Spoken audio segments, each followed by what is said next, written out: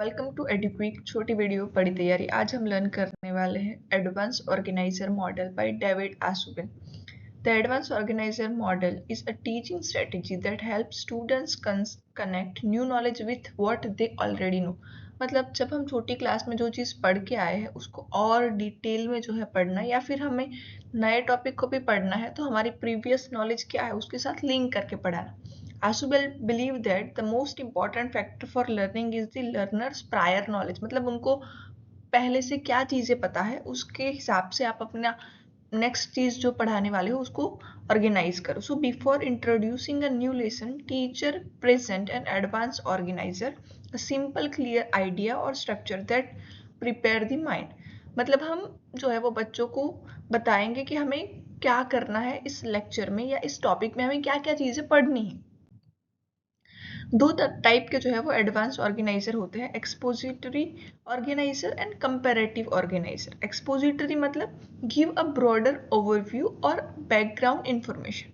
मतलब कि अगर हमें कुछ पढ़ाना है तो उसका जो इम्पोर्टेंस क्या है, ये जब चीज़ जो है वो हम क्यों पढ़ रहे हैं, क्या इम्पोर्टेंस है इस चीज़ को पढ़ने का, या क्या किस लिए ये चीज़ें हमें जाननी ज़रूरी है या हमें आनी चाहिए ना। तो अगर हमें फोटोसिंथेसिस पढ़ाना है बच्चों को तो उसको पहले उनको समझाओ कि फोटोसिंथेसिस जो है वो क्यों होती है, किस लिए होती है, प्लांट के लिए इसका इम्पोर्टेंस क्या है, एनवायरनमेंट के लिए उसका इम्पोर्टेंस क्या है, और फिर पढ़ाना शुरू करो। फिर आता है कंपैरेटिव ऑर्गेनाइजर कि जहाँ पे हम लिंक करते हैं न्यू कंटेंट को उनके प्रीवियस कॉन्सेप्ट के साथ। मतलब कि हमें एक टॉपिक पढ़ाना है तो उनको जो है उन्होंने पहले जो पढ़ रखा है उसके साथ कंपेयर करो। यहाँ पे हिस्ट्री का एग्जांपल ये है, while teaching democracy compare it with monarch to highlight differences. मतलब कि आप ना डेमोक्रेसी के बारे में पढ़ा रहे हो तो उनको मोनार्क के बारे में भी बताओ। तो यहाँ पे हम दो कॉन्सेप्ट को लिंक करके पढ़ा रहे हैं। फिर आता है स्टेप्स ऑफ मॉडल।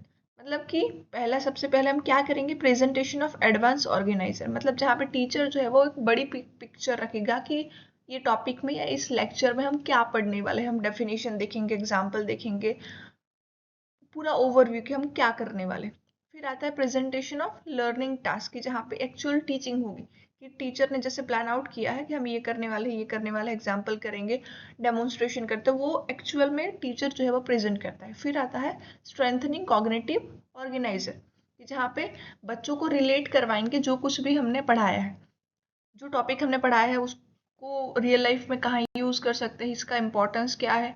बच्चों से पूछो कि आपके पॉइंट ऑफ व्यू इस चीज़ से लेके क्या है, या आप एग्जाम्पल बताओ उसके और क्या एग्जाम्पल हो सकते हैं। आप अपने लाइफ में जो है वो इस चीज़ को, या साइंस की है या कोई और सब्जेक्ट है तो कहाँ पे यूज़ कर सकते हैं।